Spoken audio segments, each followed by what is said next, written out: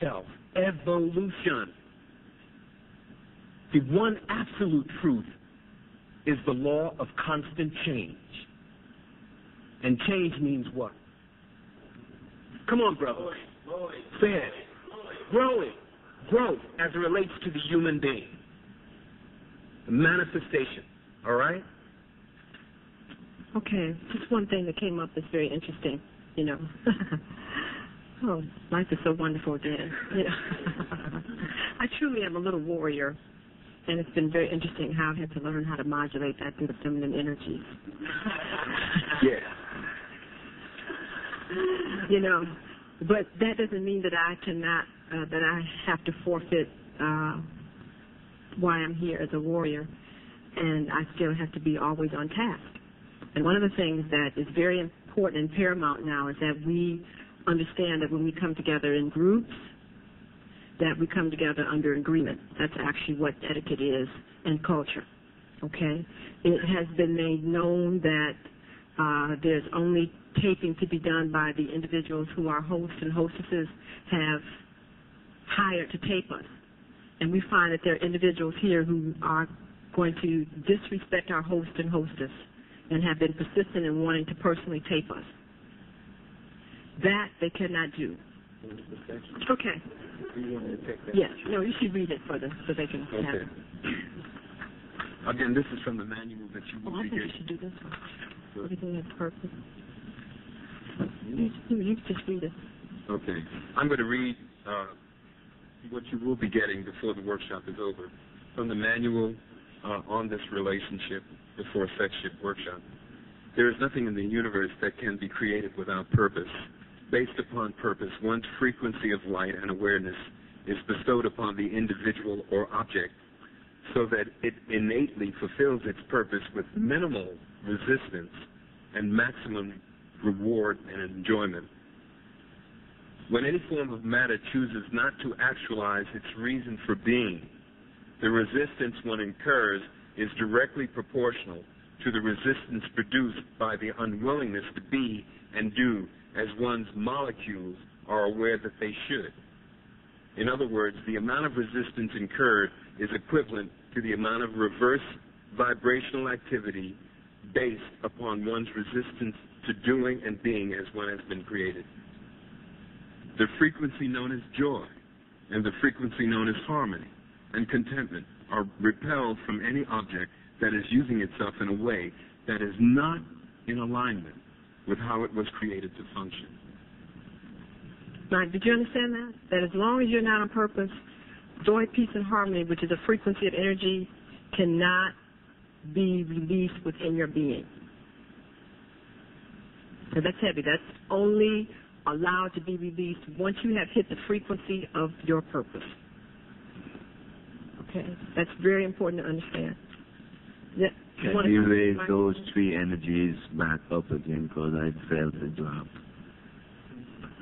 Can I raise those? Can we raise our energies of joy, peace, and love back up again? Mm-hmm. Yes. They will. Okay. Cause and effect. Cause and effect. Okay. The part of us that is connected to infinite intelligence creates the events in our lives. There's no such thing as an accident, a coincidence, or a random event.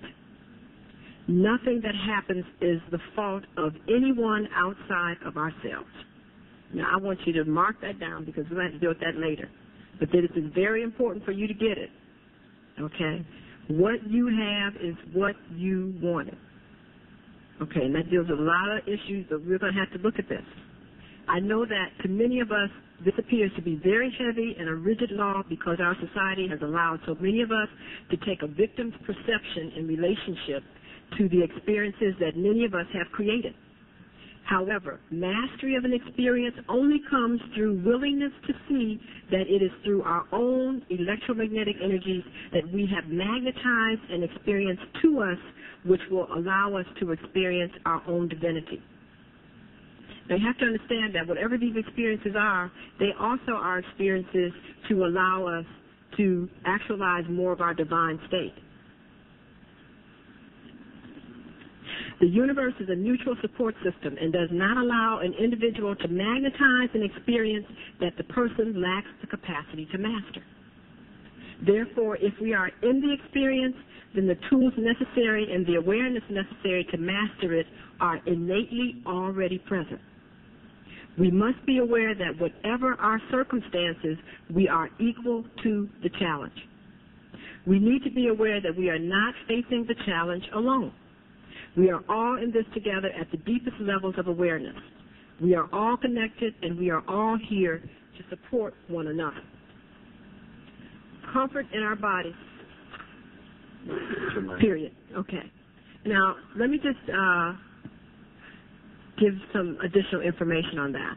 You know, having been a surgeon and having been in the hospital and seeing many, many interesting things, there was a lot of questions that I had.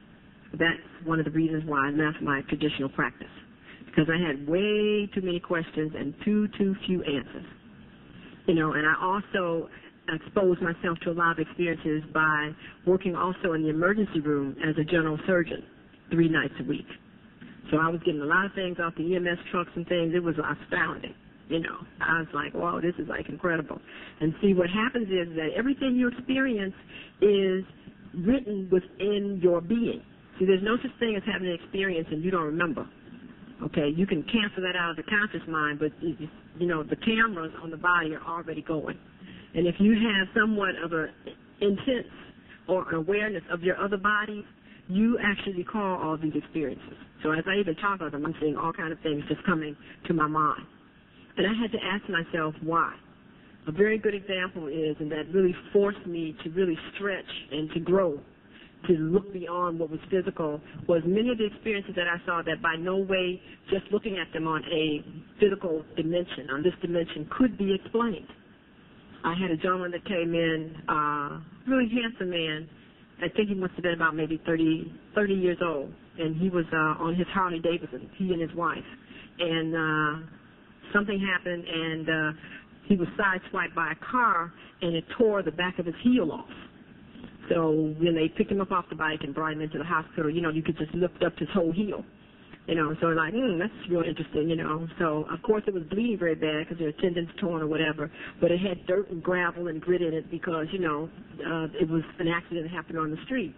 So I had the honor of admitting him, calling the surgeons who were on call upstairs in the emergency room, letting them know that they had an avulsion here, that they had a case that needed to be cleaned and bandaged, and perhaps calling an orthopedic surgeon. And so we got him ready. He had not lost that much blood to be able to go to the OR. So I asked her to go to the reception area, have a seat, and when he had come out of surgery and had been assigned to his room, then I would come back and tell her what room she was in and that she could go up and see him, you know, before she left the hospital, because this happened about midnight or so. So, you know, I'm doing my thing in the emergency room because we have people who are really interesting and they want to be on alcohol or drugs and hurt themselves, so you have to sew them up and, you know, that kind of thing. It's a society in the emergency room. And, you know, so the OR called down. And they called down to ask if his wife was still at the hospital. So I'm like, yeah, she's still here. So I just cut off the conversation and said, you know, well, what room is he? You know, I'll tell her what room it is, and I'll send her right on up. He said, no, don't do that. You know, we just want to let you know that he arrested, that he's dead. You know, and I'm like, what? It's like, oh, no. I can't believe that, you know. It's like, and of course, because that then leaves me to have to go out and deliver the information. And I'm like, oh no, that was just really horrible. You know, so I'm like, this is incredible. My thing is that, you know, this man was cooled out, calm, you know, no problems, no issues it appear. You know, it was a little accident, just needed his wound cleaned and whatever else to breathe it. And you're telling me that this man is dead? It's like, wow, you know, I mean, what is happening? I mean, I saw more cases like that. You know, I saw people that came in smashed up. We were like picking parts up, you know. We were like, oh, wow, you know, I mean, just taking our time in the, you know, in the emergency room because we just knew that they were dead. We couldn't understand why they had a pulse, and we, you know, would dump in 30 units of blood and take them upstairs. And invariably, these people would be signing out 2 months later at the sign-out desk. And they'd be like, You know, I remember seeing your liver and stomach and, you know, whatever else, et cetera, you know. And it's amazing to see that they're actually signing out. I mean, it's like, I don't understand it. I mean, how can somebody come in with a little lesion, you know, laceration on the back of their heel, strong, strapping, no problem?